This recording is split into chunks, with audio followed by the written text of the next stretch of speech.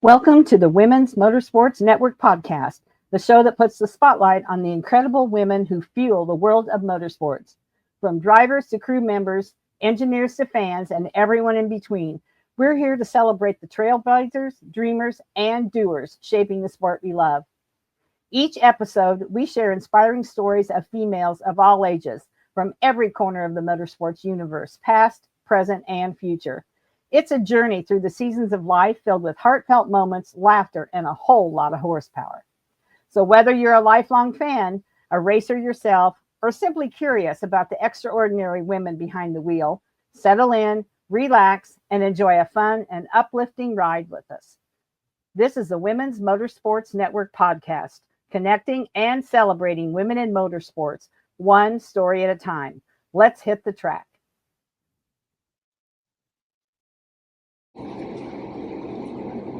Hello, everyone. This is Melinda Russell with the Women's Motorsports Network podcast. And this is actually take two because we're at the racetrack. And as most of you know, the internet's not always 100% at the racetrack.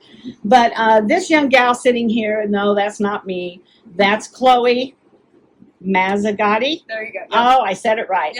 I hate butchering people's names, so I always try to make sure I get it right. So Chloe is here racing in the Kalamazoo Clash, and if you haven't heard of the Clash, you better Google it because it's a huge race.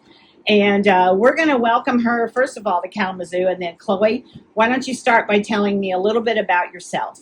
Okay, yeah, so I'm Chloe Mazzagotti, and I race the pink 87 Super Outlaw late model. We are from New Franklin, Ohio, and we came up here for the Kalamazoo Clash, and we're hoping to maybe get a good finish, maybe get a win. Yeah, maybe get a win. That'd be awesome for sure. So you have a little brother. Mm-hmm. So my little brother, Michael, he races Bandolero and Legend cars, which they don't run them here, sadly. But he's only 10, so we'll be getting him started in a late model soon. Yeah. Am I interrupting?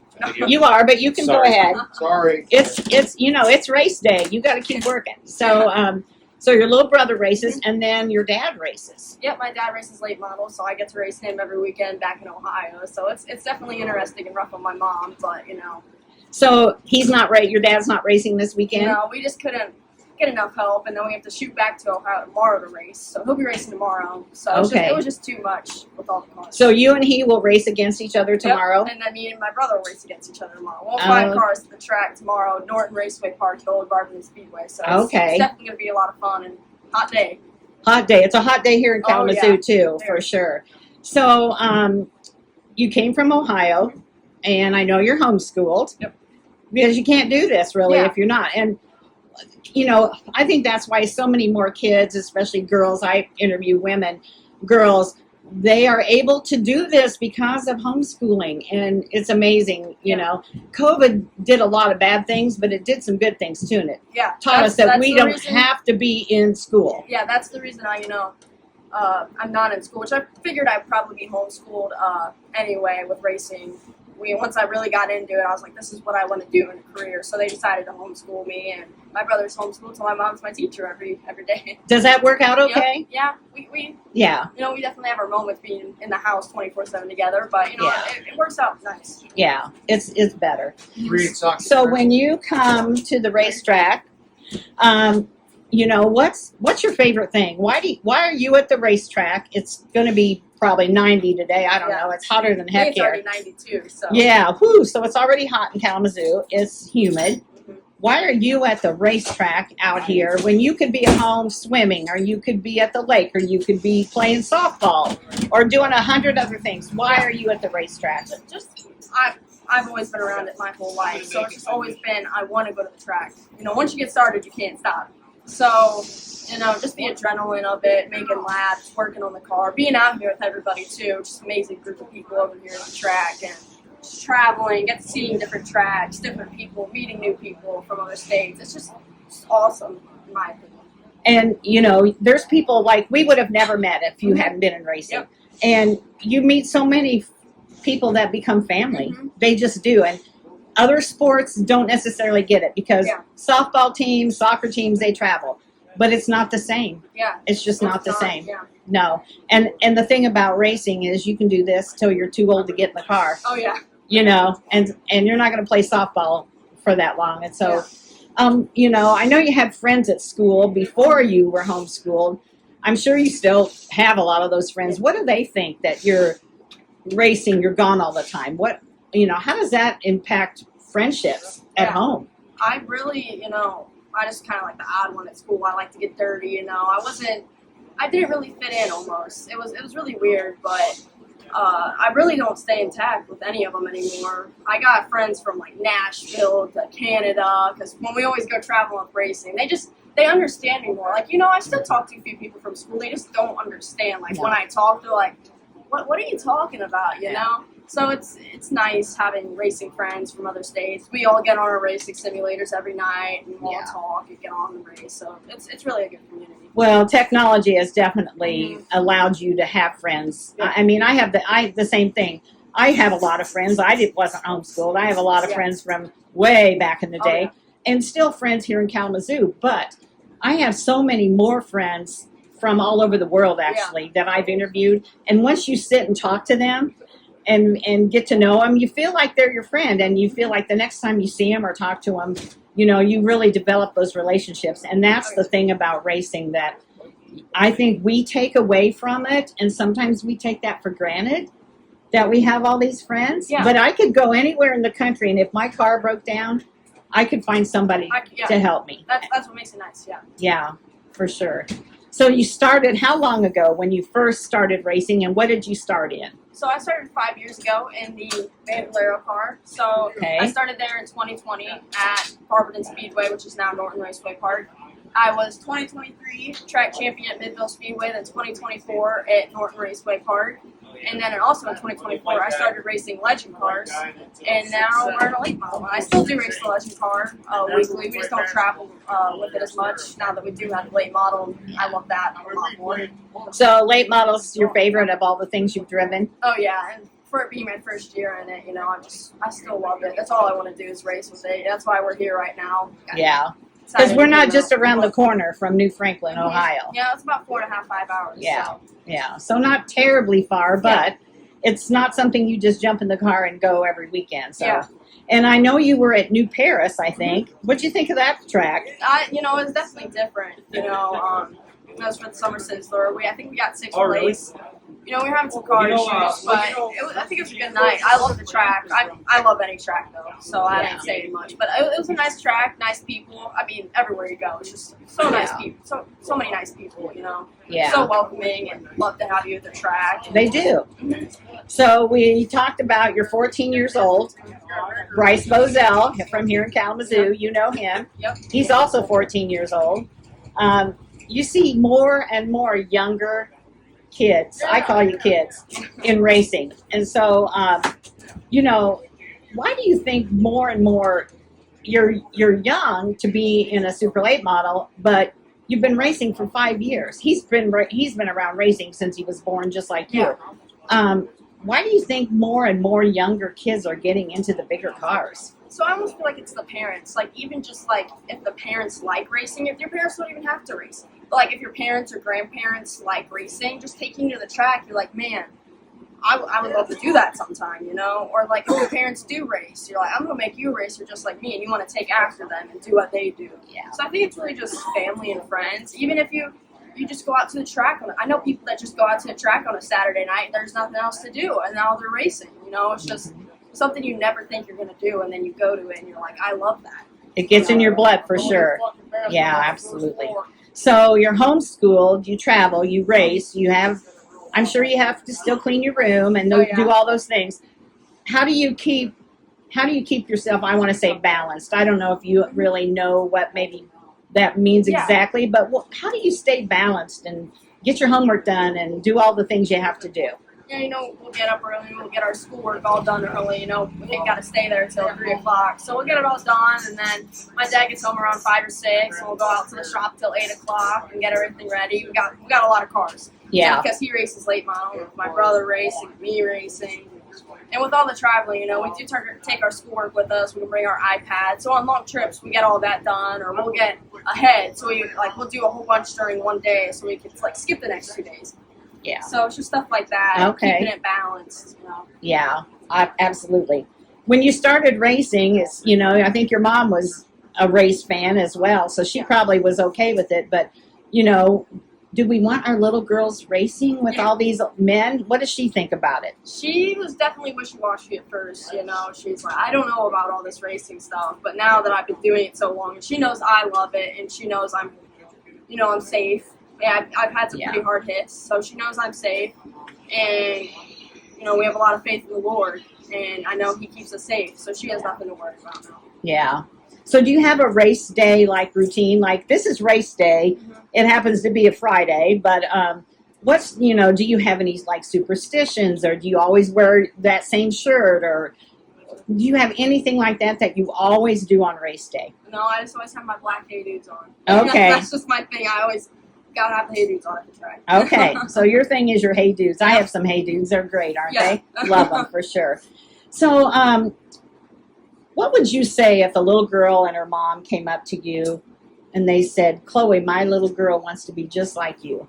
What would you say to them to encourage them? Because obviously you think racing is a good sport for girls to be in. So what would you tell them?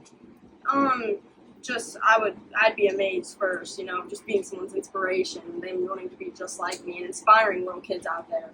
You know, just if you really want to do it and have your mind set to doing it, I mean, you will do it. I mean, get sponsors, get help, you know, everybody's willing to help around here. I know if you want to race, you will be able to race. And if that's really what you want to do, it'll happen. Yeah. So sponsors, how about you? How do you get sponsors, and who are they? So my dad has a lot of them. We own a lot of scrap yards, so we have City Scrap and Salvage, Shaker's Auto Recycling, Arlington Auto and Truck Wrecking, Mickey and Connie from Springfield Lake Roller Rink. You know, they've been around racing. They used to race. Now they have a roller rink, so they wanted to help me out. And I just can't give a big enough thank you to Steve Needles with Needle Speed Solutions. You know, he's the reason we're here, basically. You know, he always gets our car set up. He'll go to Nashville. He'll go to Florida, anywhere we want him to go. And we wouldn't be able to do it without him. Big help. And he's raced here quite a long time. Yeah, this used to be his home track, I think. Yeah. So he's pretty good here. So he's going to definitely give us a good partner. Yeah, for sure. So, social media, you're just the perfect age that, you know, I'm surprised you don't have your phone out while we're talking. So how would people follow you on social media, and how do you use it to promote yourself? So we just got our social media started, actually. You know, I'm still not a lot at it. They just let me have Facebook. So we have Mazzagotti Racing on Facebook, Instagram, and X, Twitter, or whatever. Yeah. So Mazzagotti Racing, all of them, and then I do some stuff on my Chloe Mazzagotti page, but that's about it. Yeah. Okay. All right. We post all our updates and everything. Your schedule, like where you're going to be, all that. Yeah. And you have a website that we could go to. Yep, as Chloe well. Mazzagotti, and then we also have my brother's website, michaelmazzagotti.com. So those are our websites. So we could follow you, and if you're on Flow or something, we could watch, even if you're not in my backyard like you are today. I was so excited when I saw that, because you can't miss the Clash if you live here. And I hadn't really paid attention that much to who was coming, because I knew I was coming no matter what. And then I saw the post about you. I'm like, okay, I got to go out there in the afternoon and find this Chloe girl. I need to talk to her. So that was great that they posted about you being here. Can you tell me, do you have a favorite moment from racing? Maybe a win, or maybe a flip that you did, or something. No, I flipped I think I barrel rolled 7 times at Midville Speedway. Wow. So in the Bandolero car, actually the year I was track champion, not at that track, but I was still track champion. We rebuilt the car in 2 hours, completely tore it apart, and I got second in the feature. So, that was definitely a memorable moment. Wow. And then my first time in the late model, I was at Norton Raceway Park, and I qualified P1. And I went on to start last because I was a rookie and finished P2. My second race, we were planning on going back to Norton Raceway Park, and it rained out. So we decided, let's go to Midville Speedway. Change the gear, load it up, just going down there for a learning experience. Not thinking about anything of winning. I had some of the biggest people in Ohio there, some big names. And we qualified 7th, which wasn't too horrible. I think there was about 20 cars. And we went on to win that night. And it was just, shock. Second time ever in a car, or ever in a late model, and especially my first time ever at that track in the late model. It was amazing. I was in shock. So somewhere along the line, you've got some talent, natural talent that's in your blood, from your dad, from whoever, family up the line or whatever, because that's not a normal thing to have happen. Even you said, I think I finished 7th. Well, finishing 7th would have been a huge accomplishment for a lot of people. Yeah. And so, you're just doing an amazing job. What's your long-term goal? You're only 14. I know you probably want to be a NASCAR driver, I hope. Oh, wouldn't that be awesome?